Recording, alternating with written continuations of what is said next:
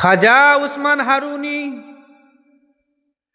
মুরিদদেরকে নিয়ে একটি পরীক্ষা নিলেন, ভক্তদেরকে নিয়ে একটু পরীক্ষা করলেন।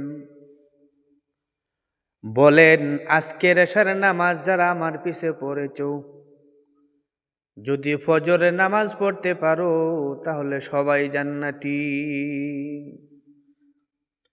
আমাদের দেশে আরো কত রকমের জান্নাতের লোভ লালসা দেখাইছে কিনা। খাজা উসমান হারুনি বলেন, এই কথাটা কারো কাছে বলা যাবে না। ফজরের সময় দেখেন ঈদের নামাজেও এত মানুষ হয় নাই, কোনোদিন জুমার নামাজেও এত মানুষ হয় নাই। মসজিদ ভরে গিয়েছে, বারান্দা ভরে গিয়েছে, রাস্তাঘাট ভরে গিয়েছে। এত মানুষ কোথায় থেকে আসলো? এক এক করে জিজ্ঞেস করলেন। সবাই বলতেছে, আমরা বলি নাই। খাজা মঈনুদ্দিন চিশতি রহমাতুল্লাহি আলাইহি তখন ছোট, অল্প বয়স। উনি বলতেছেন, আমি এই খবরটা সবার কাছে বলে দিয়েছি।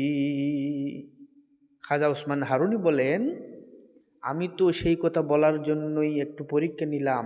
এই মহান দায়িত্ব আমি চলে যাওয়ার পর কে পালন করবে, আমি কার কাছে দিব? দেখেছেন কত বড় হিকমত অবলম্বন করলেন। বাচ্চা যখন মাকে মা বলে ডাকে, মা কত খুশি হয়। নতুন কথা বলা শিখতেছি। আমার আল্লাহ তাআলা